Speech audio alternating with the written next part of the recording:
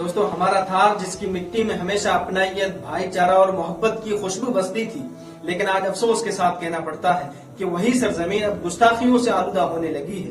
جس ریت کے ذروں میں صدیوں سے انسانیت کا درس تھا، اب وہی ذرے تلخی اور عداوت کا پیغام دینے لگے ہیں۔ تھار کی وہی ریت جو کبھی قدموں کے نیچے بچھ کر فاصلوں کو مٹا دیتی تھی، وہ دھرتی جو رشتوں کے تقدس کا مرکز تھی، جو زمانوں سے محبت کی میراث تھی، مگر آج بدقسمتی سے اس کی فضائیں تنگ دلی کا شکار ہو رہی ہیں۔ شہرت اور کرسی کی لالچ نے وفاؤں کو بیچ ڈالا، انسانیت کو بھلا دیا اور بھائی چارے کو روند ڈالا۔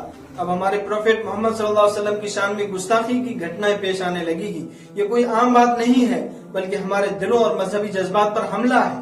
ایسی حرکتیں سماج میں نفرت پیدا کرتی ہیں اور امن و امان کو خطرے میں ڈالتی ہیں۔ رسول اللہ صلی اللہ علیہ وسلم کی شان میں بے ادبی بہت سنگین مسئلہ ہے۔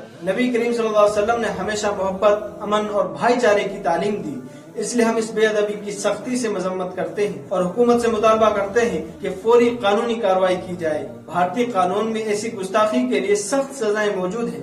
سیکشن 295A جو جان بوجھ کر کسی مذہب کے ماننے والوں کے جذبات کو مجروح کرنے پر سزا دیتا ہے۔ اسی طرح سیکشن 153A جو مختلف مذاہب کے درمیان نفرت پھیلانے کی کوشش کو روکتا ہے، اور سیکشن 504 جو کسی کو بھڑکانے والے کے لیے سزا دیتا ہے۔ یہ سب قوانین موجود ہیں۔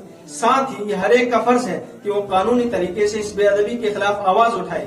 سبھی برادریاں اس حرکت کی مذمت کریں اور مجرم کو سزا دلوانے میں ہمارے ساتھ کھڑے ہوں۔ موجودہ قوانین میں سختی اور فوری کارروائی کو یقینی بنایا جائے۔ ساتھ ہی ایک نیا قانون بھی بنایا جائے جو خاص طور پر مذہبی ہستیوں کی شان میں گستاخی کرنے والوں کے لیے خاص سزائیں مقرر کرے۔ ہمارے نبی سبھی کے لیے رحمت بن کر آئے تھے۔ نبی کریم صلی اللہ علیہ وسلم نے فرمایا تھا، تم میں سب سے بہتر وہ ہے جو دوسروں کے ساتھ اچھا سلوک کرے۔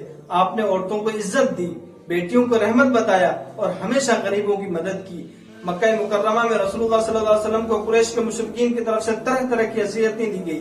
آپ صلی اللہ علیہ وسلم پر کوڑا کرکٹ پھینکا گیا، راستے میں کانٹے بچھائے گئے اور جسمانی طور پر بھی اذیت دی گئی، مگر آپ نے کبھی بدلہ نہیں لیا اور ہمیشہ ان کے حق میں دعا کی۔ رسول اللہ صلی اللہ علیہ وسلم کی زندگی میں رحم دلی اور شفقت کا مظاہرہ صرف مسلمانوں تک محدود نہیں تھا، بلکہ آپ صلی اللہ علیہ وسلم نے غیر مسلموں کے ساتھ بھی انتہائی رحم دلی سے پیش آئے۔ جب رسول اللہ صلی اللہ علیہ وسلم نے طائف کا سفر کیا تو وہاں کے لوگوں نے نہ صرف آپ کا مذاق اڑایا بلکہ آپ پر پتھراؤ کیا، جس سے آپ صلی اللہ علیہ وسلم کو شدید چوٹیں آئی۔